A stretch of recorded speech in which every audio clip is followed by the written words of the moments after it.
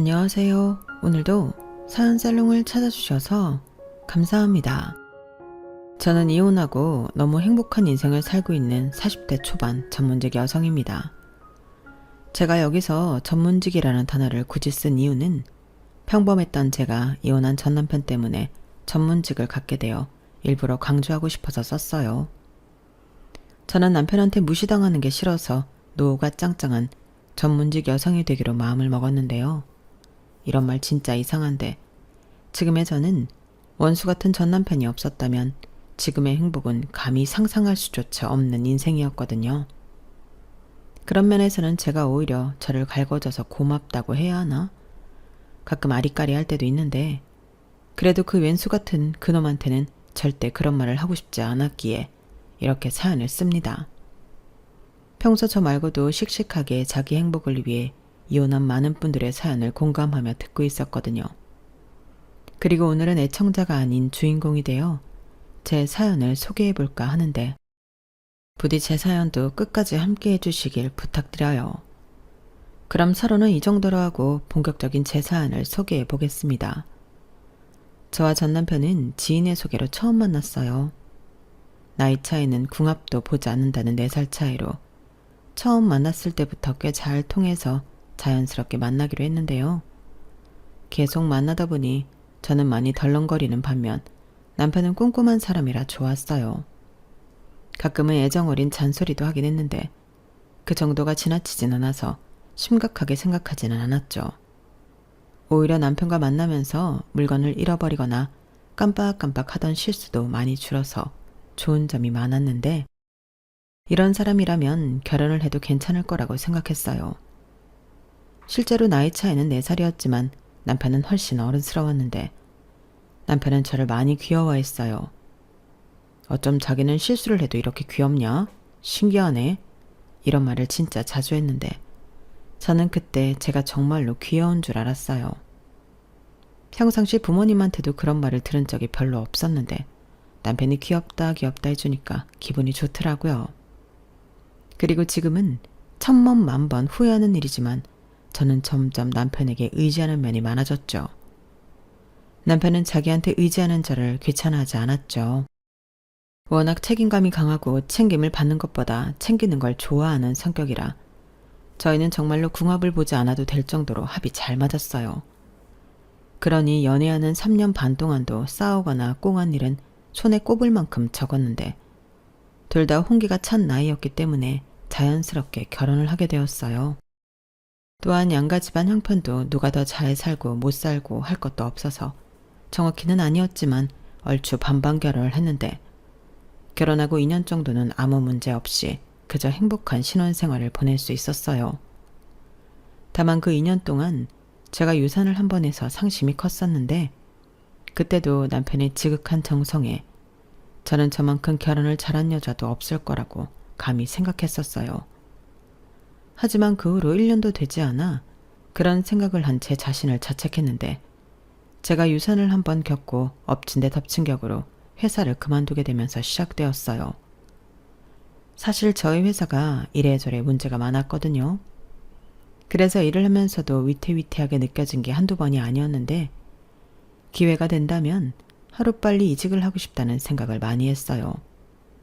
그런데 제가 다른 회사를 알아보기도 전에 저는 예고도 없이 정리해고라는 직격탄을 맞게 되었고 연봉의 30%를 더 받는 조건으로 회사를 나오게 되었는데요. 저는 겸사겸사 좀 쉬면서 새로운 일을 찾아보고 싶었어요. 막말로 저한테는 남편도 있고 아직 아이도 없으니 급할 것도 없다는 생각이었는데 그건 순전히 제 생각일 뿐 남편은 아니었어요. 뭐야, 오늘도 집에만 있었어? 아니, 이력서 낸 회사에서는 아무런 연락도 없었던 거야? 나 아직 이력서 안 썼는데? 자기야, 나 지난주에 회사 나왔잖아. 이번 달은 좀 쉬엄쉬엄 해보려고. 뭐? 이번 달을 그냥 통으로 놀겠다는 거야? 에이, 그럼 안 되지. 그럼 그동안은 뭐 나만 돈 벌어? 그야, 그건 미안한데 내가 영영 놀겠다는 건 아니잖아. 나도 다시 일할 거야. 그러니까 괜히 시간 버리지 말고 최대한 이력서는 많이 써서 보내. 지금 자기가 찬밥 더운 밥 가릴 때야? 나는 자기가 정리해고됐다고 해서 농담하는 줄 알았어. 왜 말을 그렇게 해? 자기가 그럴 정도면 내 마음은 뭐 오죽하겠어? 나도 멘탈 회복할 수 있는 시간은 줘야지. 그리고 이왕 이렇게 된 거 전에 다니던 회사보다는 좀 탄탄하고 비전 있는 회사에 가야지. 그래서 더 알아보려고 그러는 건데. 핑계 없는 무덤이 어딨어. 그런 허울 좋은 핑계로 사람이 게을러지고 늘어지는 거지. 그러지 말고 당장 할 수 있으면 일단 아무 일이라도 해. 그러다 좋은 자리 있으면 옮고 가면 되지. 내 말 오해는 하지 말고 들어줬으면 좋겠는데 이제 자기는 객관적으로 경쟁력이 없는 나이고 위치야. 저는 불필요하게 냉정한 남편의 조언에 마음이 상했어요. 자기는 오해하지 말고 들어달라고 했지만 저런 말을 듣는데 어떻게 오해를 하지 않을 수가 있을까요? 옛말에 불난집에 부채질 한다고 저는 남편이 부은 휘발유에 속이 활활 타들어가는 것 같았는데 저도 알고 있는 제 현실을 남편이 저리도 콕 집어 이야기하니 서운하다 못해 남편이 얄밉더군요. 그래도 저는 다른 사람도 아니고 남편이고 제가 와이프인데 일부러 나쁜 소리는 하지 않았을 거라 애써 남편의 뜻을 헤아리고 싶었고 듣기는 거북했으나 남편의 말이 틀리지 않았다는 생각에 최대한 좋게 생각하려 애를 썼는데 다시금 취업을 하려고 하니 남편 말처럼 쉽지 않더라고요. 아니, 연봉이 생각한 것과 맞으면 일이 별로였고 일이 좀 괜찮다 싶으면 연봉이 별로였는데 한번 정하면 오랜 시간 그 일을 하고 그 돈을 받아야 하니 저는 여간 고민이 되는 게 아니었어요. 그러면서 내심 더 적성에 맞고 괜찮은 일을 찾을 수도 있지 않을까. 이상하게 미련이 남았는데 일단 퇴직금도 있으니 조금만 더 새로운 일을 찾아보고 싶었어요. 하지만 남편은 시간이 지나면 지날수록 저에게 재취업에 대한 압박을 해왔고 저는 마지못해 아르바이트를 하며 직업 박람회도 다니고 연주를 총동원해 제 적성에 맞고 오랫동안 일할 수 있는 직장을 찾으려 공을 많이 들였는데 생각보다 저한테 맞는 회사를 찾는 게 쉽지 않아서 골치가 아팠어요. 전에 회사에서는 제가 마케팅 관련 업무를 했었는데 사실 전공도 디자인이고 디자인 관련 일을 하고 싶었거든요. 그런데 남편은 무슨 네가 디자인이냐고 격리 일이라도 자리가 있으면 해야 하지 않냐고 저를 무시하기 시작했는데 신혼 때와 너무나도 달라진 남편의 모습에 적응하기 어려웠어요. 마치 다른 사람이랑 살고 있는 기분까지 들었는데 남편이 퇴근하고 집에 오면 그렇게 가시방석일 수가 없었어요. 또한 한 꼼꼼하는 남편의 성격은 저를 더욱 옥죄어왔는데요. 제가 월 수입이 없으니 생활비부터가 문제라고 지적하더군요. 그러니까 자기 혼자 생활비를 다 댈 수는 없는 거 아니냐고 급기야 내가 자기 부양하려고 결혼한 건 아니잖아. 이딴 말까지 했는데 그때는 저도 발끈했죠. 물론 자기가 다 먹여 살리려고 결혼한 건 아니지. 근데 내가 뭐 일부러 이래? 나도 열심히 찾고 있어. 열심히 찾고 있는 게 아니라 열심히 재고 있는 거겠지. 어차피 거기서 거기일 텐데 뭘 그렇게 따지는 거야? 그냥 집이랑 가까운 회사 다녀. 뭐라고? 지금 그걸 말이라고 하는 거야? 솔직히 자기가 뭐 월 1,000만 원 버는 사람 아니잖아. 고작 해야 200만 원, 300만 원인데 뭘 더 따지는 건데. 자기가 이러고 있는 시간에 까먹을 돈을 생각해야지. 자기 퇴직금 그거 이렇게 하면 금방 바닥나. 나도 알아. 그래서 최대한 아끼려고 하고 있어. 근데 자기가 걸핏하면 생활비 타령하면서 사람을 못살게 굴고 있잖아. 내가 뭐 얼마나 놀았다고 이래. 나 이제 고작 한 달 쉬었거든. 한 달이면 30일이야. 어떻게 사람이 30일을 노냐? 그리고 그 30일 동안 나만 일해서 돈 벌었잖아. 우리 결혼할 때 약속한 거 잊었어? 결혼도 반반, 결혼 후에도 반반, 각자 집에 효도는 셀프. 그렇게 하기로 했잖아. 근데 이게 반반이야? 나 혼자 독박이지? 왜 자기가 독박이야? 나도 아직은 생활비 반 내고 있잖아. 그러다 그 돈 다 떨어지면 그때는 어쩔 건데? 나는 불안해서 그런 점이 싫다고. 남편은 마치 제가 한 달이 아니라 1년을 쉰 사람처럼 저를 달달 볶았어요. 제가 일부러 남편 덕을 보려고 일을 안 하는 것도 아닌데 그때는 너무 억울해서 눈물까지 나더라고요. 하지만 남편은 그 후에도 그 정도가 점점 심해졌는데 그러다 시어머니 생신날이 되었죠. 저는 나름 미역국도 끓이고 작은 스카프 선물도 준비하며 제 딴에 할 수 있는 성의를 보이려 했어요. 그리고 생일 당일 남편은 저와 상의도 없이 거금 100만 원을 턱 하고 시어머니에게 드렸는데 같이 사는 부부지만 저는 남편이 그 정도의 거금을 준비했을 거라고 생각도 하지 못했거든요. 그러니 깜짝 놀랄 수밖에 없었어요.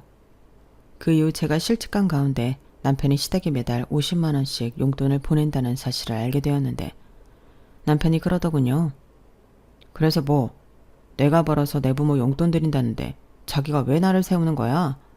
꼬우면 자기도 벌어서 장인 장모님 용돈 드려. 설마 내 돈으로 장인 장모 용돈까지 드렸으면 좋겠다는 뭐 그런 이상한 소리 할 건 아니지? 이렇게 말하는데 저는 맹세코 남편이 시댁에 용돈을 들여서 화가 났던 건 아니었어요. 더욱이 남편 말처럼 남편 돈으로 친정에 효도할 생각도 없었는데요. 다만 저한테는 그렇게 돈돈돈거리며 야박하게 사람을 잡더니 자기 혼자서는 저리 효자노릇을 하고 있었구나. 그런 게 서운했어요. 그러니까 돈이 없어서 저한테 빨리 취직을 하라고 쪼는 것도 아니라는 거잖아요. 그냥 제가 자기 눈에는 일하기 싫고 자기 돈으로 놀고 먹고 싶어서 일을 적극적으로 구하지 않는다고 생각하는 게 열받더군요. 그리고 그즈음 했던 고민은 정년이 없는 제가 마음만 먹으면 평생 할 수 있는 직업을 갖고 싶었는데 그러다 공인중개사만한 직업이 없다는 생각을 하게 되었어요. 그래서 그 이후부터는 공부에 매진했는데 남편이 제가 공부하는 문제집을 슬쩍 보더니 비웃기 시작했어요. 이젠 작전을 바꾼 거야? 공부한다고 하면 뭐 내가 우리 와이프 공부하는구나 이러면서 봐줄까 봐서? 야, 공인중개사 시험이 뭐 쉬운 줄 알아? 거의 변호사 되는 거랑 다름이 없대. 그런 시험을 자기가 본다고? 될 것 같아? 이렇게 저를 아주 깔봤는데 저놈이 제가 그렇게 좋아하고 사랑했던 남자가 맞나? 치가 떨렸어요. 사람을 개무시해도 유분수지 어떻게 저렇게 저를 조롱할 수가 있냐고요. 그래서 더 이를 악물고 공부에 매진했는데 인정하기 싫지만 남편의 말처럼 공인중개사 시험이라는 게 정말 어렵더군요. 한글인데 몇 번을 읽어도 무슨 말인지 이해가 되지 않았거든요. 게다가 왜 그렇게 외워지지가 않는 건지 스스로도 많이 화가 났는데 남편이 그거 봐, 내가 뭐라고 했어? 안 된다고 했지. 그동안 시간만 쓰고 돈질하랬네. 이렇게 또 저에게 비아냥거릴 게 훤히 보여서 심적으로 더 힘들었어요. 하지만 사람의 의지가 아무리 강해도 공부는 분명 한계가 있었는데 그러다 우연히 친구의 제안으로 1박 2일 여행을 다녀오게 되었어요. 친구도 사정이 있어 회사를 휴직하게 되었는데 바람 좀 쐬고 오자고 저더러 같이 가자 하더라고요. 그래서 이참에 저도 콧바람이라도 좀 쐬고 오면 좋지 않을까 생각해 친구 차에 얻어 타게 되었는데요. 그때 묵었던 숙소가 에어비앤비라는 거였어요. 보통 여행을 가면 호텔이나 펜션, 그것도 아니면 모텔을 가곤 하는데 일반 가정집을 숙소로 쓰다니 신기한 체험이었죠. 그리고 친구는 요즘 이런 숙소 엄청 많아. 임대해서 집주인 허락받고 숙박업 신고만 하면 영업할 수 있다고 하더라. 그래서 나도 작은 거 하나 해볼까 어쩔까 고민 중인데 괜찮지? 라고 자기 계획을 얘기하는데 저야말로 그 말에 솔깃했어요. 회사를 그만두고 집에 있으면서 청소하고 집 꾸미는 게 나름 재밌다고 생각했었거든요. 물론 남편과 사이가 나빠지면서 더 이상 집 꾸미는 그런 짓은 안 하게 되었지만 친구 말처럼 제 손으로 직접 이런 공간을 만들어 보고 싶었어요. 더욱이 가지고 있는 퇴직금을 다 까먹으면 그 이후로는 앞이 깜깜했었는데 못 먹어도 고라는 심정으로 저는 무조건 하고 싶다는 생각을 하게 되었어요. 그러면서 일단 돈에 맞춰 싼 월세방 하나를 계약해서 수리를 하게 되었는데 남편에게는 비밀로 했어요. 당연하죠. 또 어떤 트집을 잡고 사람을 비참하게 만들지 안 봐도 비디오인데 저는 망해도 저 혼자 몰래 망할 생각이었죠. 그렇게 저는 첫 에어비앤비 숙소가 마련되었고 저는 호스트 등록을 본격적인 임대 사업을 하게 되었는데요. 첫 예약이 들어오던 날 얼마나 두근두근 했는지 모릅니다. 제가 예쁘게 꾸민 그 공간을 이용하는 손님도 좋아해 주시길 정말 간절히 바랐어요. 소품 하나하나 신경을 썼고 집에 들어왔을 때 첫 인상이라고 할 수 있는 좋은 향을 위해서 호텔에 들어간다는 비싼 디퓨저도 가져다 놨는데 다행히 첫 손님의 리뷰는 너무 감동이었어요.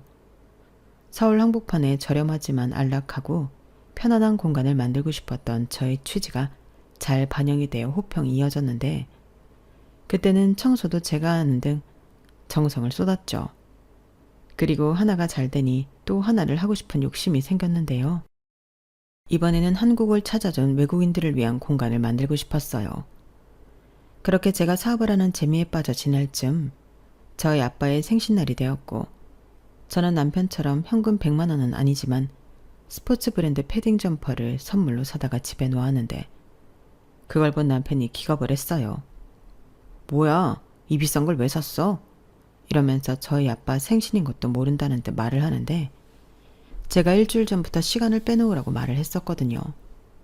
그래서 저 인간이 일부러 그러나 심기가 불편해지고 있었는데 이윽고 저희 아빠 생신이란 생각이 났는지 설마 이거 장인어른들이라고 산 거야?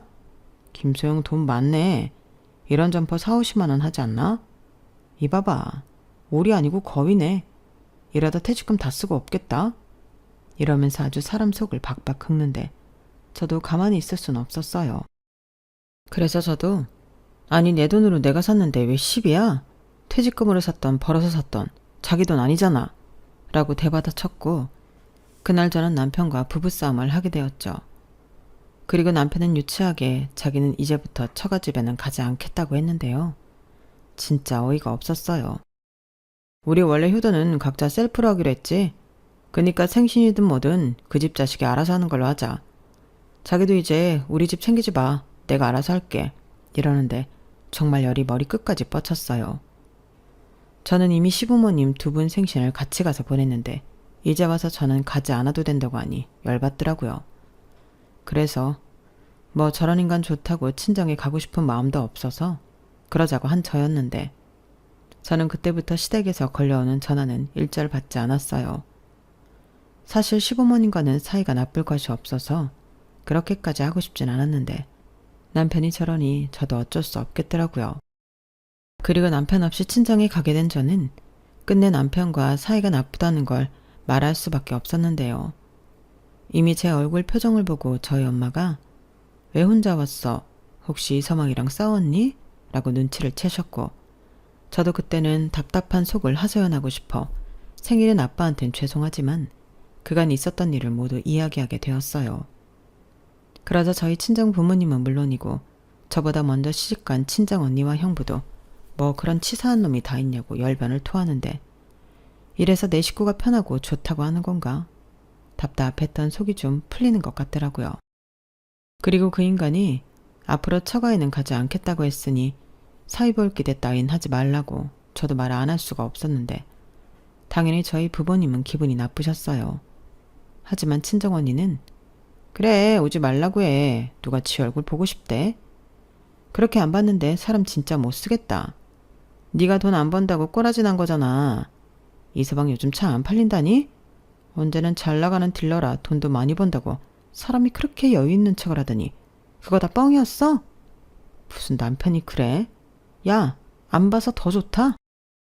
이렇게 말하며 오히려 저희 남편이 친정에 오지 않는 게 더 좋다고 큰소리를 쳤어요. 그렇게 저는 친정에 부부 사이가 나쁘다고 커밍아웃을 해버렸고 집에 돌아오는 발걸음이 왜인지 가벼웠는데 남편은 저 보란듯이 치킨에 맥주까지 마시고 거실에서 널브러져 자고 있더군요. 그 모습을 보는데 어찌나 얄밉고 정남이가 뚝 떨어지던지 저는 기필코 돈을 많이 벌어서 남편 코를 납작하게 해주고 싶었어요.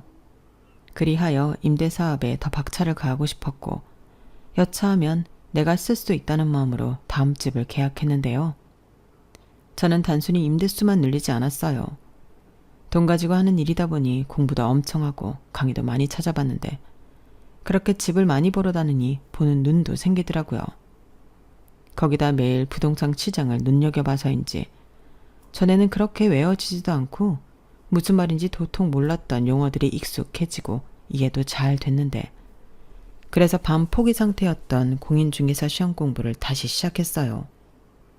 그러니 저는 임대사업도 하고 공부도 하며 매일 알차고 바쁘게 보내는데 돈은 생각보다 안정적으로 잘 벌고 있었어요. 임대업이라는 게 주말이나 성수기 같은 시즌이 있다 보니 너무 괜찮더라고요. 거기에 저는 청소 인력도 쓰지 않고 제가 직접 하고 있으니 더욱 제 앞에 떨어지는 수익이 좋을 수밖에 없었는데 남편은 그런 저를 취업도 하지 않으면서 밖에 나가 놀기 바쁜 한심한 사람으로 봤죠. 또 나갔다 왔어? 요즘 뭐 한다고 그렇게 싸돌아다니는 거야? 다 몰래 바람이라도 피우냐? 아니면 뭐 알바라도 해? 하루는 취직은 안 하고 왜 그렇게 쏘다녀? 남이사, 내가 내 발로 나가는데 자기한테 허락까지 받아야 해? 우리 서로 신경 안 쓰고 살기로 한 거 아니었나? 그게 무슨 소리야. 우리가 부부인데 서로 신경을 어떻게 안 쓰냐? 그리고 자기도 잘 생각해봐. 지금 통장에 얼마 있는지 모르지만 그거 바닥나는 거 순간이야. 그럼 자기가 누구를 의지하고 살 건데. 그러지 말고 내가 생각을 곰곰이 해봤는데 지금 당장 일하기 싫으면 애라도 낳자. 애 키우고 집에 있는 거면 내가 생활비는 전적으로 다 부담할게. 자기가 집에서 살림하고 애 보는 거니까 인건비 굳는다고 생각하면 또이또이지. 어때? 어떻긴 뭐가 어때? 내가 왜 자기 뜻대로 애를 낳아야 하는 건데. 그런 건 우리 사이가 좋으면 언제고 자연스럽게 생기는 일이야. 근데 지금 우리가 그럴 정도로 사이가 좋나?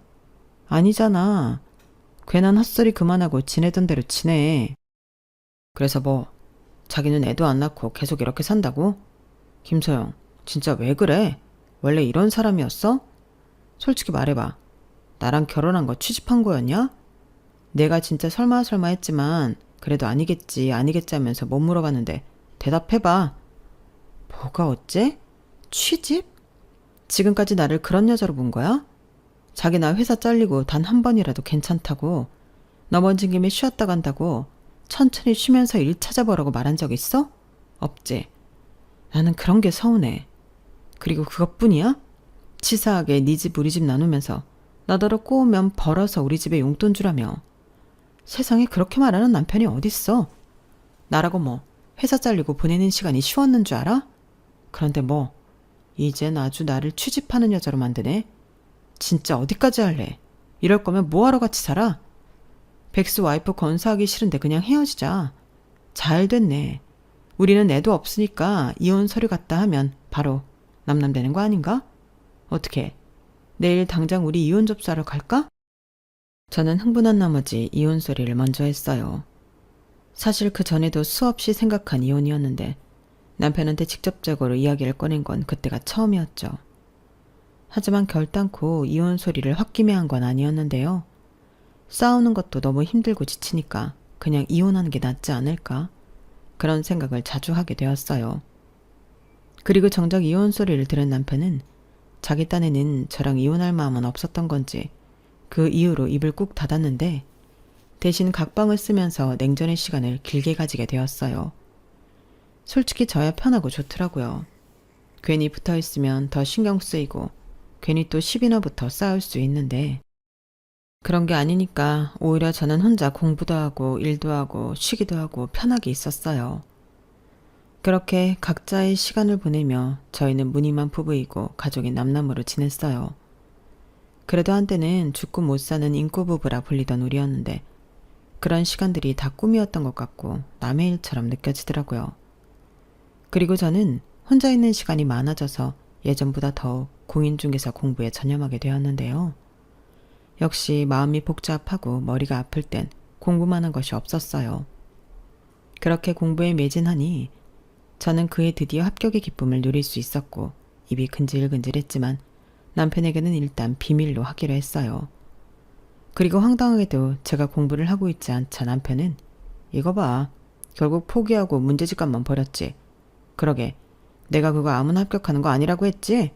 라고 비아냥거렸는데 진짜 인간의 인성이 저렇게까지 바닥이었다는 걸 새삼 느끼게 되더라고요. 하지만 저는 남편 생각과 달리 합격한 사람이었기 때문에 남편의 그 비아냥거림이 웃기는 코미디처럼 웃기기만 했는데 나중에 모든 사실을 알게 되었을 때 남편이 어떤 표정과 말을 할까 너무 궁금했어요. 그래서 공인중개사로 첫 월급을 받게 되던 날을 디데이로 남편에게 모든 걸 알려줄 생각이었는데요. 임대 사업을 하고 있다는 것도 얘기해 줄 생각이었어요.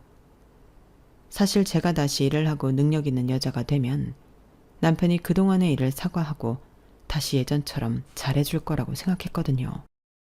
그리고 다시 일을 하게 되어 저는 미용실도 가고 옷도 좀 사고 제 자신을 좀 꾸미게 되었는데 남편은 그런 제 모습을 보고 뭐야, 왜 갑자기 멋을 부려?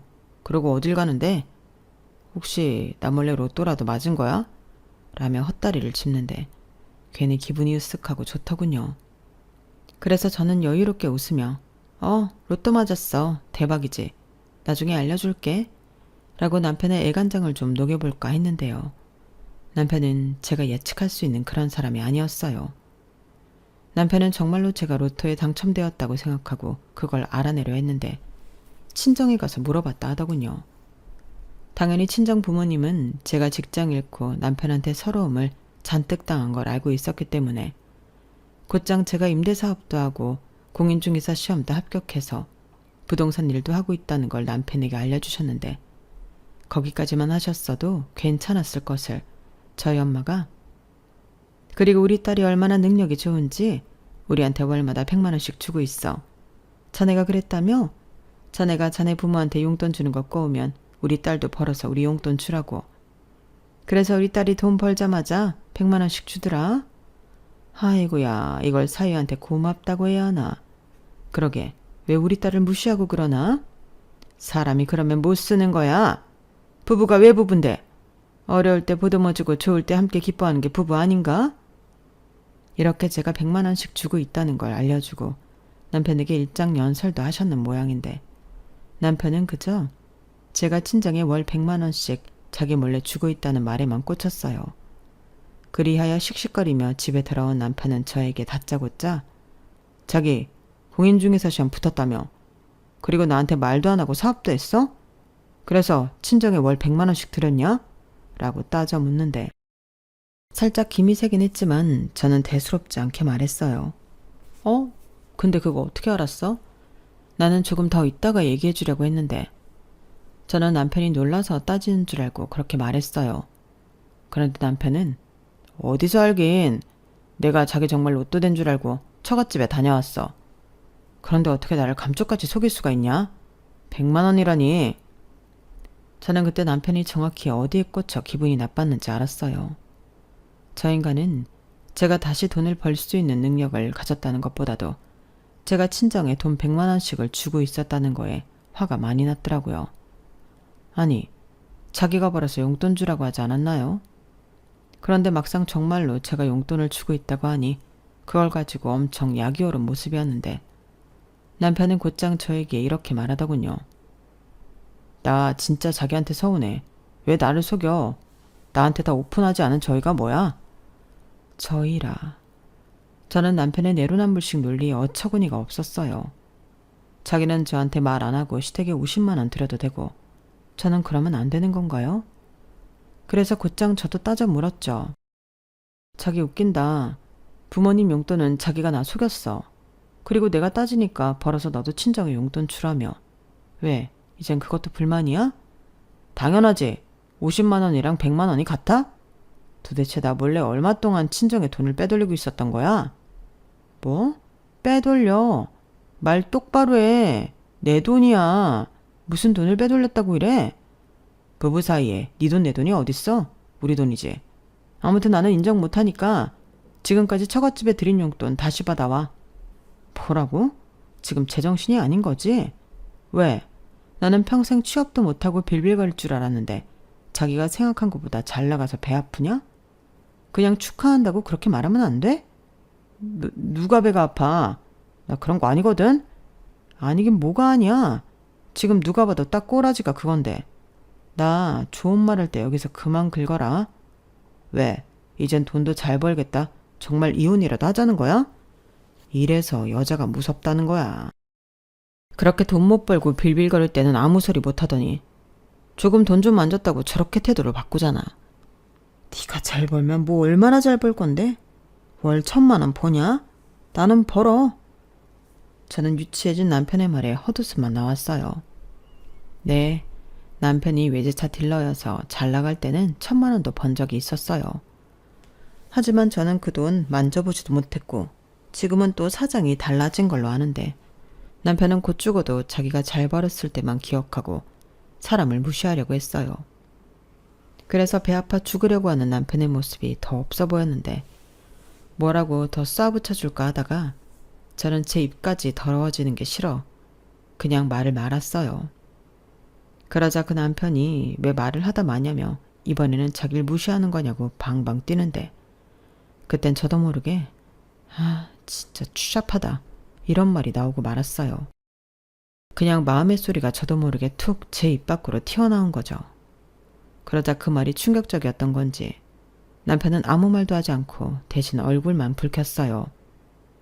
열받아서 그런 건지 아니면 지가 생각해도 그 순간 자기 스스로가 추잡해서 창피함을 느낀 건지 알 수는 없지만 남편은 그날 이후 유치함이 끝판왕이 되었는데요. 결혼하고 자기가 번 돈이 많은지 제가 번 돈이 많은지 따져보자고 사람을 들들 볶았어요. 이걸 따져봐야 우리가 앞으로 더욱 평등하게 살 수 있는 거야. 이딴 멍멍이 논리까지 펼치며 사람을 피곤하게 만드는데 저는 이 주접을 받아줄 수가 없었어요. 적어도 남편이 제 수입을 몰랐을 때는 관계 회복이라는 게 가능할 거라는 희망이라도 있었는데 그때는 그런 것도 없었거든요. 그래서 이대로는 같이 살기 어렵다고 헤어지자고 말했고 남편은 그럴 줄 알았다면서 더욱 저를 돈 조금 버니까 남편까지 버리는 이상한 여자로 만들었는데 그러면서 한다는 말이 그래 이혼해. 근데 이거 하나는 분명히 하자. 우리 결혼이 깨진 이유는 전적으로 자기 책임이니까 이 집에서 나가. 자기 회사 잘리고 내가 혼자 대출금 낸 것도 있고 너는 여기 있을 자격이 없지. 그러니까 몸만 나가. 라며 저더러 모든 책임을 지고 제 몸만 나가라고 등을 떠미는데 저는 알겠다고 아무런 미련 없이 그 집을 나왔어요. 일단 전세 계약자가 남편인 것도 맞고 그 전세 얻는다고 남편이 전세자금 대출받아 제가 수입이 없을 때 혼자 부담한 것도 맞으니 거기서 버티며 치사한 싸움을 하기보단 나가고 싶었는데요. 사실 저는 믿는 구석이 있었어요. 법이라는 게 우긴다고 되는 건 아니잖아요. 제가 실직했어도 남편과 똑같이 생활비를 냈고 집안일도 제가 혼자서 다 했는데 그 집에 정말로 제 지분이 없다고는 생각하지 않았어요. 그래서 어차피 이혼하면 법적으로 다 따지고 분할할 건데 남편과 쓸데없이 감정 소비를 하고 싶지 않더라고요. 그리고 더욱이 저는 임대사업을 하고 있었기 때문에 갈 곳이 있었는데요. 마침 예약이 없는 숙소가 있어서 거기서 당분간 지내기로 했어요. 그러면서 최대한 빨리 이혼을 하기 위해 움직였는데 막상 이혼하러 법원에 가자고 제가 연락을 하니 남편은 펄쩍 뛰며 뭐야 정말로 나랑 헤어지겠다는 거야? 이렇게 딴소리를 했는데 그때는 화가 머리끝까지 오르더라고요. 내가 지금 장난치는 걸로 보여? 그래서 뭐 이혼하러 가겠다는 거야 말겠다는 거야? 왜 화를 내? 자기가 잘못했다고 빌고 다시는 안 그런다고 하면 나야 당연히 이혼 안 하지. 그런 의미로 일단 장인 장모님한테 드린 돈부터 회수해와. 그럼 내가 예전처럼 잘해줄게. 지랄하고 자빠졌네. 내가 미쳤냐? 그리고 나는 무슨 일이 있어도 너랑 이혼할 거야. 내가 이혼할 생각도 없이 그 집을 나왔겠니? 막말로 이젠 나도 능력 있고 이혼 안 할 이유가 없지. 이봐봐. 결국 이젠 공인중개사까지 됐고 자기 사업도 해서 돈 좀 버니까 나 버리는 거네. 너 방금 인정했다. 근데 어쩌지? 나는 이제 너랑 헤어질 이유가 전혀 없는데. 네 돈도 우리 돈인데 내가 왜? 저는 남편의 얄미운 말에 그럼 알겠다고 전화를 끊었어요. 그리고 아시는 분을 통해 이혼 전문 변호사를 소개받아 상담을 진행했는데요. 변호사님은 증거만 충분하다면 이혼하는 데는 아무런 문제가 없다고 말씀하셨어요. 그래서 남편이 저한테 보냈던 문자 한글까지 총동원의 증거를 수집했고 변호사님은 이 정도면 됐다고 자신감을 내비치셨는데 그 말이 왜 그리도 안심이 되던지요. 그래서 저는 하루라도 빨리 남편과 남남이 되고 싶었어요. 그리고 그때부터는 친정에도 모든 사실을 이야기했는데 당연히 친정 부모님은 처음엔 좀 놀라셨어요. 하지만 이내 그래 그런 넌 뭐가 좋다고 참고 사니. 생각 잘했다. 네가 뭐가 아쉬워서. 너 이제 능력 있잖아. 너 하고 싶은 대로 해. 엄마 아빠는 우리 딸 편이야. 라고 제 편을 들어주셨고 저는 가족의 든든한 지원을 받으며 본격적인 이혼 소송을 시작했는데 그때 이런 생각이 들더군요. 이대로 끝나면 내가 당한 거에 비해 너무 싱겁지 않나? 그래서 최종 이혼이 되기 전에 저는 제대로 된 복수를 하고 싶었어요. 그리고 곰곰이 생각한 끝에 한 가지 묘수를 생각했는데요. 저는 월급을 받던 날 평소에는 그런 사치를 부리지 않지만 난생 처음으로 백화점에 가서 명품으로 온몸을 휘감고 남편이 일하는 매장으로 갔어요. 그러자 저인 줄 몰랐던 남편이 제가 돈 좀 있는 손님인 줄 알고 저 멀리서부터 굽실거리며 영업을 하려는데 너무 웃기더군요. 그리고는 방금 저인 것을 알고 조금 당황하더니 갑자기 무슨 정신 승리에서 한 건지 태연하게 웃으며 이렇게 말했는데요. 너무 기가 막혔어요. 뭐야, 자기가 여기 왜 왔어? 그리고 이 차림은 뭔데? 아주 돈지랄을 제대로 하러 왔구나. 왜? 차라도 사게? 꿈깨. 여기에서 네가 살 수 있는 차는 없거든. 돈 좀 벌었다고 뭐 대단한 착각을 하고 온 모양인데 헛다리 짚었어. 그러니까 괜히 개망신 당하지 말고 조용히 나가. 이렇게 말했거든요. 너무 웃기지 않나요? 그래봤자 차가 차지 뭐 대단할 것도 없는데 말이죠. 그래서 저는 끝까지 센 척을 하는 남편을 더욱 짓밟아주려 일부러 가짠 타는 듯이 웃고 다른 직원을 불러 매장에 차를 구경했는데 그리고는 남편 보란 듯이 그 매장에서 제일 비싸다는 차를 계약했어요.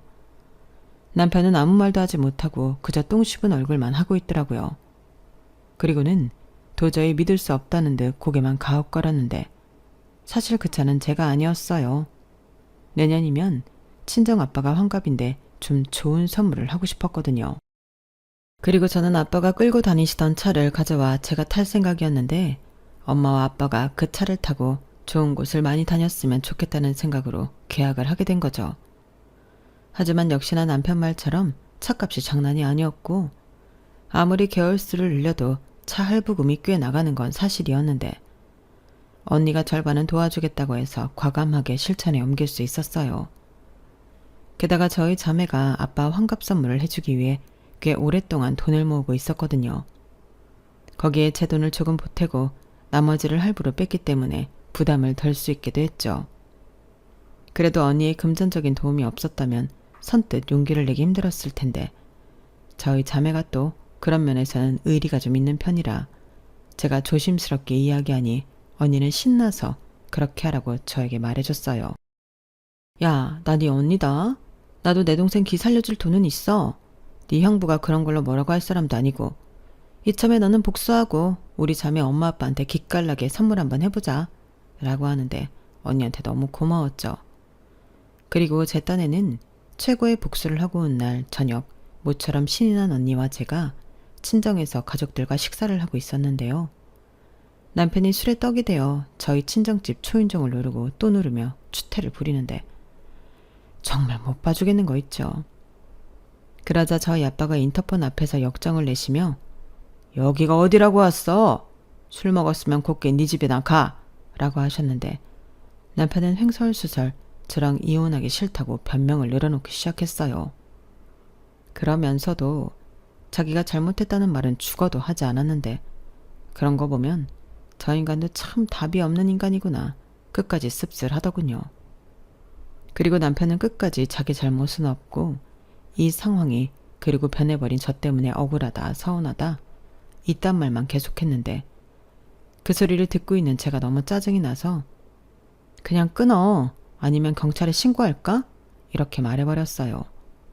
그러자 그런 제 목소리를 인터폰으로 그 인간이 들었는지 갑자기 엄청 다급한 목소리로 소영이 안에 있습니까? 그럼 저 잠깐만 이야기 좀 할 수 있게 문 좀 열어주세요. 라고 하는데 남편을 만나라고 한 건 제가 아닌 저희 언니였죠.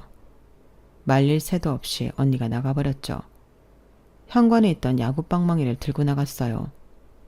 저희 아빠가 젊어서부터 직장인 야구 모임이 있어서 집에 야구용품이 많았거든요.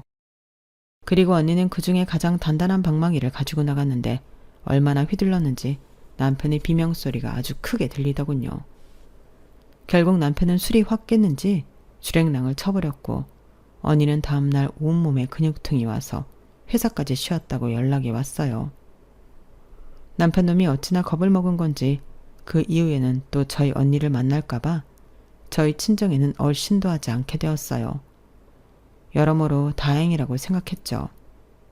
저 때문에 저희 부모님까지 시달려야 한다면 그건 너무 죄송했으니까요. 그리고 저와 남편은 계속되는 소송 중에도 의견 차이를 좁히지 못해 소송 기간이 계속 늘어만 갔는데 남편의 주장은 한결같았어요.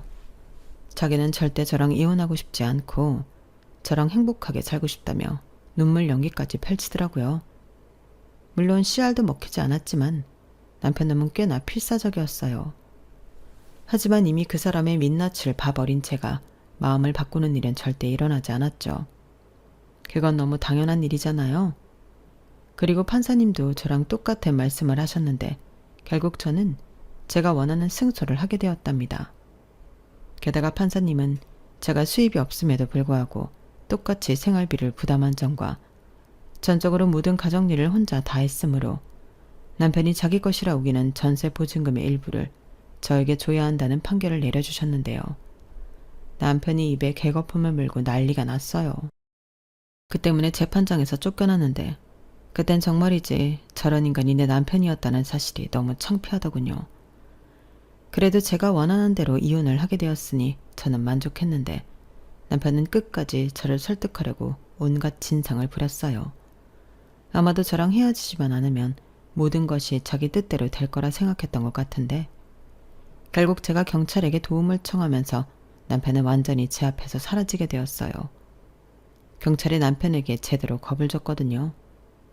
또 경찰이 하는 말은 무서웠는지 그 후로는 잠잠해졌는데 부모님은 그래도 걱정이라며 저에게 집으로 들어와 지내라고 하셨어요. 그리하여 저는 다시 친정으로 들어가 현재까지도 부모님과 함께 살고 있어요. 내년이나 내후년에는 집도 이사를 갈 예정입니다.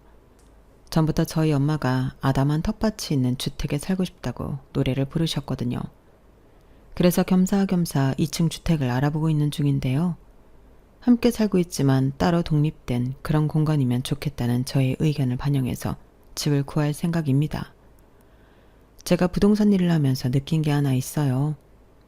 그건 바로 집이라는 건 단순히 주거 공간이 아닌 결국 사람이 어떤 인생을 살게 하느냐에 지대한 영향을 끼친다는 건데요.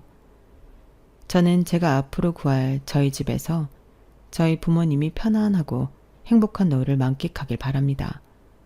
그러려면 지금보다 앞으로 더욱더 열심히 일하고 돈을 벌어야 할 텐데 여러분들이 저 힘내라고 응원 좀 많이 해주세요. 저도 여러분의 성공을 기원하겠습니다. 이상으로 제 사연은 여기까지였어요. 그리고 얼마 전 정말 우연한 기회로 오래된 지인을 만나 헤어진 전 남편의 근황을 듣게 되었는데 지금은 차가 아니라 보험을 팔고 있다고 하더군요. 그러게 그럴 때 도움되게 인떡이라도 좀 쌓고 살지. 새삼스레 그 인간이 불쌍하게 느껴지는 요즘이네요. 그래도 뭐 자업자득이니 어쩔 수 없죠. 앞으로 남은 제 인생은 복수보다는 제 행복과 만족을 위해 살아가고 싶은 바람인데 혹시 아나요? 지금은 아니더라도 나중엔 좋은 인연도 만나 다시 예쁜 사랑을 할 수도 있을지요. 부디 그런 좋은 일들이 제 인생에도 찾아와 주길 간절히 소망하며 저는 이만 물러가도록 하겠습니다. 지금까지 제 사연 들어주셔서 대단히 감사드리고요. 여러분들의 앞날에도 건강한 행복이 늘 함께 하시길 바라며 안녕히 계세요. 여러분, 사연 댓글에 응원과 현명한 조언 부탁드려요. 좋아요와 구독은 저에게 큰 힘이 됩니다. 오늘도 좋은 일 가득하세요.